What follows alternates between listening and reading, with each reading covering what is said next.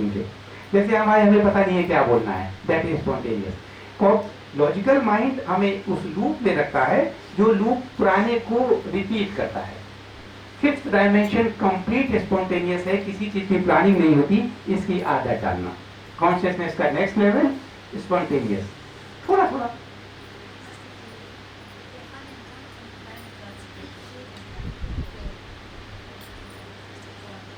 हर दिन थोड़ा सा समय जो अनप्लान है, उसकी प्लानिंग भी नहीं थी, जो उसमें घटे तो ये एक स्टेट ऑफ कॉन्शियसनेस है, जिसमें ये स्टेट ऑफ कॉन्शियसनेस है।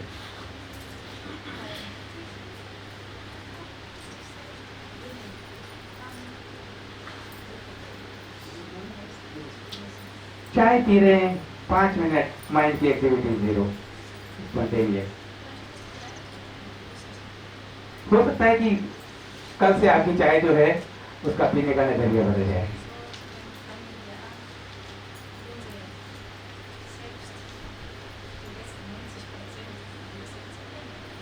इस तरीके से जो हमारा डीएनए का जो 90% हिस्सा है, जो जिसको हम जंक कहते हैं, उसको स्टार्ट कर सकते हैं एक्टिवेट करना।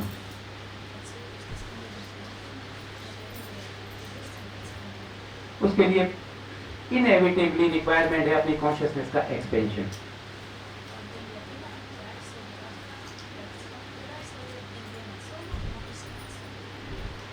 मैकेनिकल रिएक्शन जिसकी हमें आदत है, अगर हम हर बार वही रिपीट करते रहेंगे तो वही उसी लूप में फंसे रहेंगे।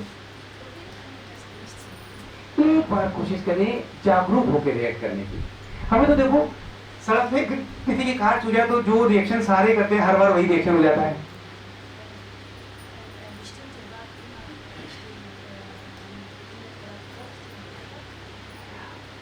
हर एक शब्द या मान लो गाली सुनते के साथ ही जो बॉडी में रिएक्शन होकर 0 से 100 तक टेम्परेचर बढ़ जाता है।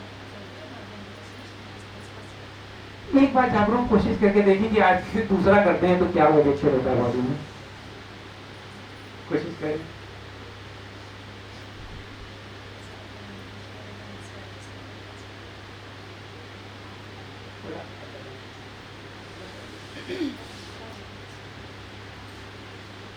टू डेज मेडिटेशन इन्होंने सलाह दी है, मिलके कर सकते हैं। मुझे लगता है कि वो ग्रुप में पड़ा हुआ है, सब लोग अपने आप कर सकते हैं। इनका समय हम बेटर यूटिलाइज करें, मेरा ये सलाह है। आप क्या चाहते हैं? यस, करें कि ना करें? नो करें, ओके। तो मेडिटेशन ग्रुप में आप लोग अपने आप कर सकते हैं, लेकिन करना है।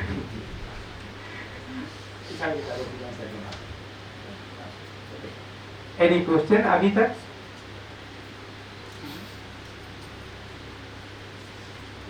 मास्टर प्लान क्या है? जो मास्टर प्लान है उसके प्रति जागरूक होना काफी है, because it is a higher plan. हो सकता है कि हमारी जो उसको कंप्लीट ना कर पाए हमारा माइंड, बट टू जानना कि एक मास्टर प्लान है और वो सबके इंटरेस्ट में है। तो इन दैट केस आपकी जो कॉन्शियसनेस है, थर्ड केस चल रहा है, 2 पार्टी है, मैं ये केस जीतूं, then you are focused on a very limited consciousness. एक मास्टर प्लान है जो सारे पार्टिसिपेंट के लिए है, दैट जो सबके लिए अच्छा है वो हो। In that case you can get everything. मैं बहुत शॉर्ट में एग्जाम्पल बताता हूँ। मैंने कई बार बोला है, मेरी सिस्टर अंशुल जानता है, अंजू कानपुर वाली, उसके मकान पे कब्जा कर लिया था और विडो हो गई। वो किराया भी नहीं देता था पहले, 2 बच्चे थे, अकेली थी, कोर्ट कचहरी के चक्कर लगते थे। तो मैंने इससे एक बार कहा कि वो बड़ा खराब आदमी है जिसने मकान ले रखा है, उसका मकान खाली हो जाए तो थोड़ी फ्री हो जाए। तो इन्होंने जब क्रिएट किया है, उसका जो उसमें रहता है उसको ऐसा मकान मिल जाए जो उसको लगे कि ये मकान मेरे रहने लायक नहीं है, ये मेरे लिए यूज है, छोटा सा है, यहाँ कहाँ मैं फंसी हूँ, मैं अपने आप छोड़ के चला जाए। मैं बड़ा गुस्सा हुआ। मैंने कहा इतने नीच आदमी के साथ आप इतना बड़ा करना के सोच रहे हो? इन्होंने कहा तुम क्या चाहते हो, मकान खाली होना या उसका बुरा चाहना? That is the master plan. And it happened immediately. I requested हर। एक जो जज था 3-4 साल से उस केस में इन्वॉल्व था, डेट पे डेट देता था, पता नहीं मिला हुआ था या क्या नहीं था, मुझे पता नहीं।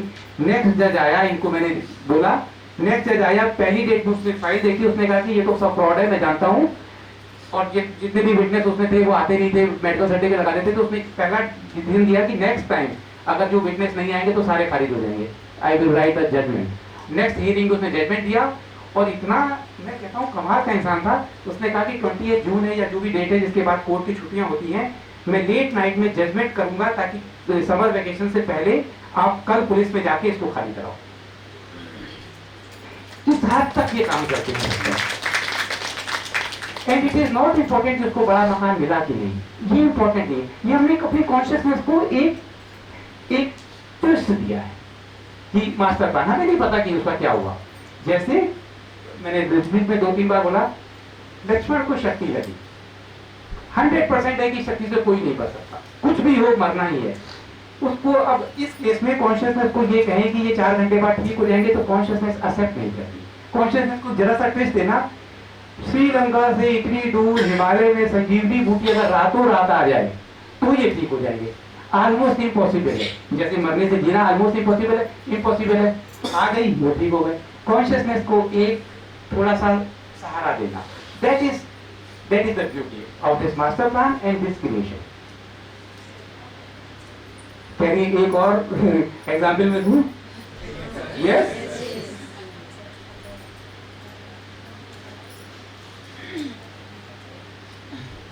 इनका जर्मनी होटल है, 3 स्टार होटल है, 90। जब ये 39 ईयर की थी तब इन्होंने होटल में वो होटल का शुरुआत की। उसमें होटल और रेस्टोरेंट दोनों थे।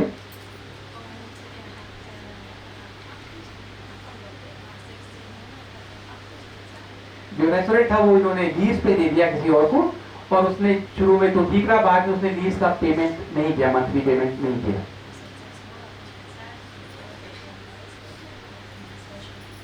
6 महीने हो गए और वो लगातार पेमेंट नहीं कर रहा था, तो फाइनेंशियल बर्डन भी था। मैं चाहती थी कि वो छोड़ के जाए या कोई सोल्यूशन निकले।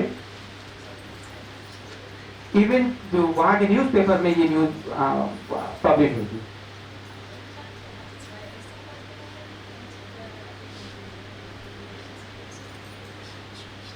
जब ये कोर्ट में केस चलना शुरू हुआ तो आम तो उसके पास 2 बहुत फेमस वकील, वहां पे भी हमारी तरह कोर्ट कचहरी का सिस्टम है तो बहुत फेमस वकील थे उनके, और इनका जो केस था कमजोर था किसी तरीके से।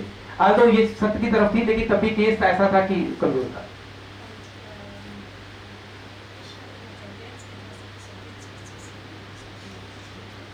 मेरी जो है दिनचर्या की दुनिया को मैं खेल की तरह देखती हूँ, हंसते हुए, सब कुछ खेल है।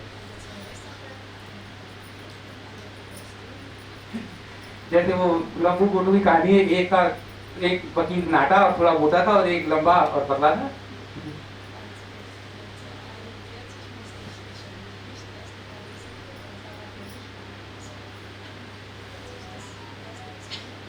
और एट द एज ऑफ 41 मैं पहली बार कोर्ट में गई थी। मेरी जिंदगी में मेरा कोई एक्सपीरियंस नहीं था कोर्ट क्या होती।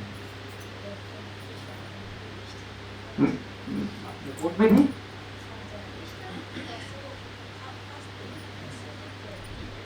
जो जज था वो ऑलमोस्ट ब्लाइंड था, इतने मोटे चश्मे से लगा के बहुत पास से पढ़ता था।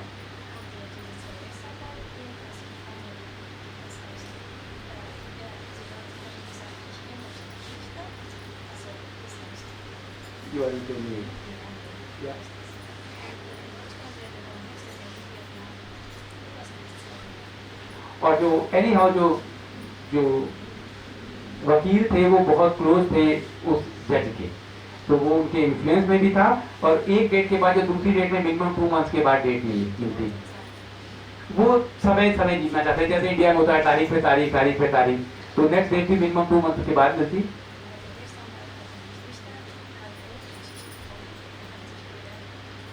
लेकिन किसी बात पे जो है, जो जज साहब को बड़ा गुस्सा आ गया, एकदम उसका चेहरा लाल वहां पे दिखाई दे रहा था। इमीडिएटली उसने 2 हफ्ते के बाद की पहली डेट थी।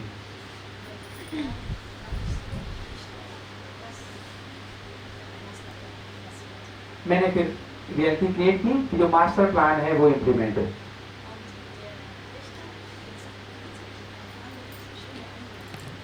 और जो जिसको प्रूफ मेरी नींद है, उसको इससे बेटर, इतना बेटर उसको अट्रैक्टिव ऑफर मिल रहा है कि वो अपने आप ही यहाँ से जाने की सोच रहा है।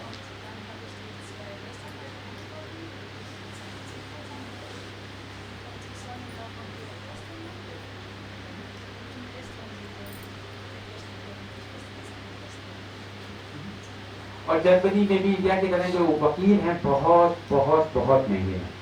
तो इन्होंने वकीलों से वहाँ पे बात होती तो उन्होंने कहा कि आपका भी पेमेंट जो वकील की फीस है इससे नहीं मिल पाएगी, मैं 10,000 यूरो में आपको देती हूँ, आप उसमें से अपनी फीस काट के बाकी इसको दे देना जितना बचता है।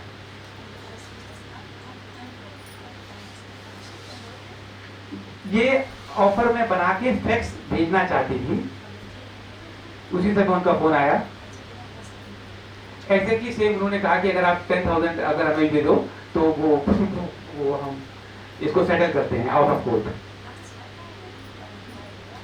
2 दिन के बाद दोनों वकील मेरे होटल में थे, एवरीथिंग करेक्ट, कॉन्ट्रैक्ट लेके आए थे, बस साइन करना था। उन्होंने उसको साथ लाए थे कि तुम यहाँ पे साइन करो। उसने कहा कि मैं तो अभी पढ़ा भी नहीं। उन्होंने कहा अभी साइन करो जरूरी है, नहीं तो जेल जाओगे। नेक्स्ट डे वो खाली करके जा रहा था।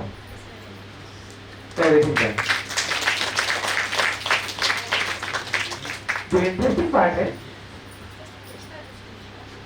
बाद में जो ये था उसने भी मुझे फोन किया।